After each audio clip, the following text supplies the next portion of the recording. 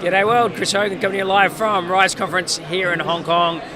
Thanks to Invest HK, and I'm here with Holly Harrington, who's the co-founder and general manager of Taiwan Startup Stadium. How are you, Holly? I'm exhausted. Having a lot of fun though. Yeah. We're running on pure adrenaline here as we do these events and the startup community. You know, that's what keeps you alive, keeps you going. So what differentiates the Taiwan startup ecosystem to the Hong Kong ecosystem? Well, to give a bit of insight about from our perspective, so we're a government-funded program in Taiwan that helps early-stage startups.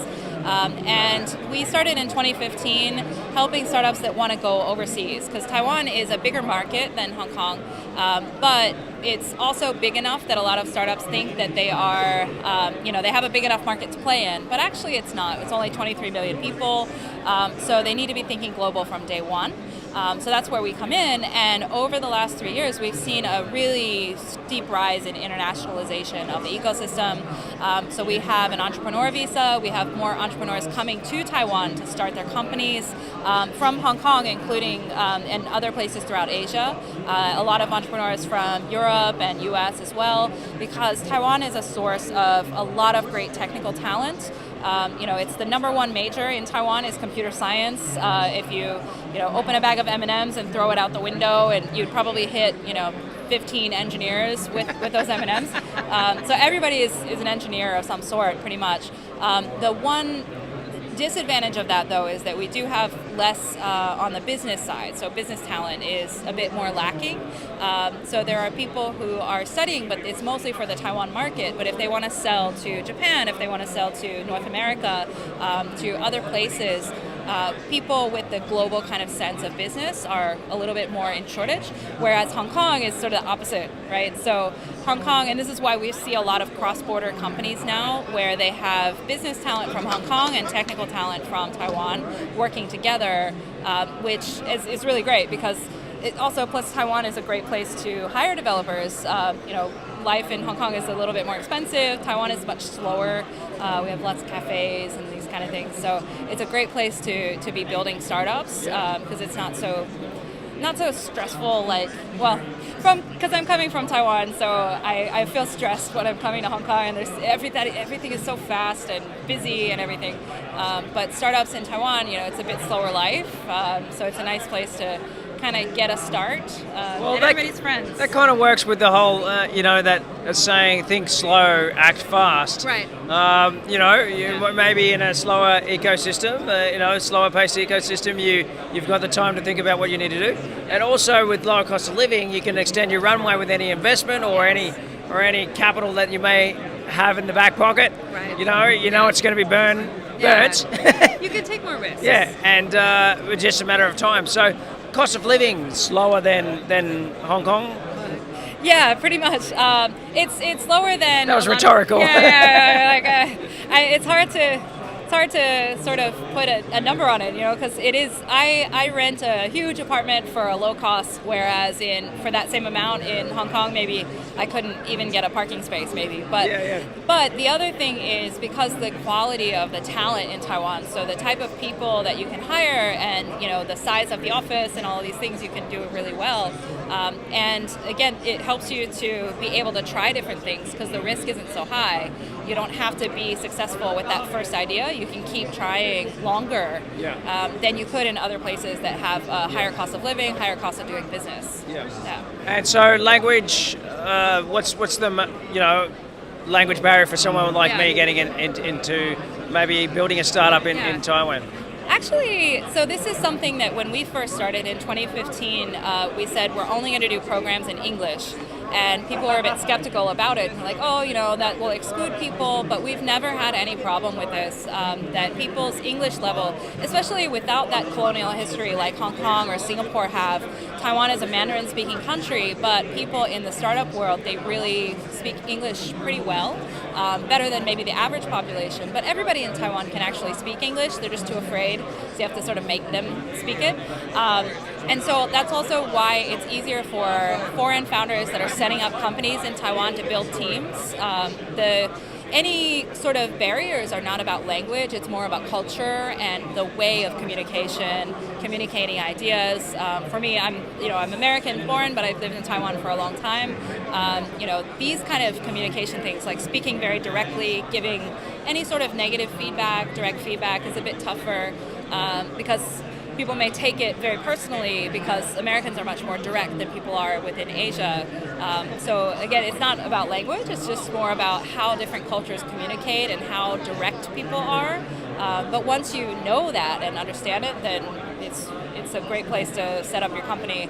If you have the sort of the best of both worlds, the talent, but then also you can learn a lot from the local developers as well, because they have different ways of thinking about things that I learn from my team all the time. We're not developers, but our team teaches me a lot about local culture and how to succeed in Asia. And internet connectivity, I guess that's the number one thing that I'd be asking about. Oh my gosh.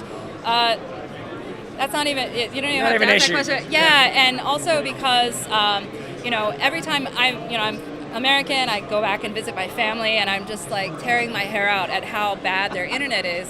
But also, with mobile, so almost all mobile plans are unlimited data, very fast, and we also have in Taiwan.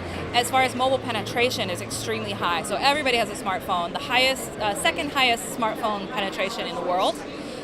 So it's a culture that is very, very used to smartphones. Everything is very mobile. I think Hong Kong's the third highest. Is it? Yeah. So Taiwan is, and you wouldn't think about it in Taiwan because Taiwan is, it's not all city. There's a lot of rural areas in Taiwan, but everything is about the phone. Everything is on Facebook. Everything's online. For example, I have a pet hotel that I use for my dog and my cat back in Taiwan, and I book my appointments online. And they send me photos of my dog and cat through chat.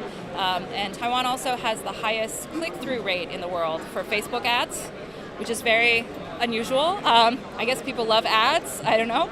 But it also makes it very cheap to test out ideas, because then you can do Facebook ads and you can see how people click, and it doesn't cost you very much to test these things out for the Taiwan population. Which actually kind of sucks for us, because when we go abroad and we want to set up some ads, we go to the U.S. market or something, and we're like, for 20,000 clicks we paid this much in Taiwan, and now it's going to cost like 100 times that much if we're going to San Francisco or something. Yeah. So it's actually a great test bed for a lot of things, because people are hungry for new ideas, and because people are pretty tech savvy overall. Everybody has some family member that works in a tech company in Taiwan, pretty much. Everything's connected to the tech industry in some way. So it's a great place for these kind of things. So yeah, that's why I'm laughing about the internet connectivity thing. It's like, it's not a thing anybody ever worries about. And there's free Wi-Fi everywhere, every cafe, whatever. Just a hint, if you ever go, usually the password is the cafe's phone number, or it is like, I love the name of that cafe, pretty much. If you check in on Swarm, often you can see the tips and the password or whatever, but they'll just tell you. Yeah. So there's free Wi-Fi. Taipei City has a city-based Wi-Fi, so there's basically nowhere in the city that you can't get free Wi-Fi. Yeah. Which is a great initiative. I think that should be adopted more widely, absolutely. Yeah, I have a hard time when we travel to other countries. I'm always like, because I don't want to use up all my roaming data that I've bought, and so I want to get on Wi-Fi as fast as possible. There's a lot of other stuff, though, that make it really unique, because, for example, we have, I know those bike sharing things are really big elsewhere, but Taipei has had U-Bike, which is a city initiative for, I don't want to get it wrong, but at least maybe 7 years or more. So, and they're docks, but they're mostly near the MRT stations. And U-Bike is so well loved, and the bikes are giant bikes. So these are also, a Taiwanese brand. So they're very high quality. So it's very easy to get around the city by bike.